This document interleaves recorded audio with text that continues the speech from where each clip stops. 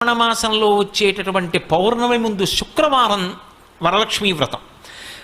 ఆ రోజు తిథితో సంబంధం లేదు, వారంతో సంబంధం. ఏ తిథి ఉంది, ద్వాదశి ఉందా, త్రయోదశి ఉందా, చతుర్దశి ఉందా, లేకపోతే ఏకాదశి ఉందా, పంచముందా, సప్తముందాతో సంబంధం లేదు.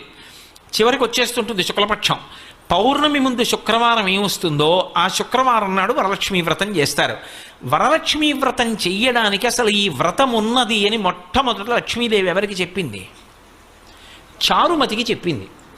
తెల్లవారు లేస్తే మనం కథ చదువుతాం. చారుమతి ఆ మాటకు అర్థం ఏమిటి? నిజానికి అద్భుతమైనటువంటి పేరు, ఆడపిల్లలకి పెట్టడానికి పరమయోగ్యమైనటువంటి పేరు చారుమతి.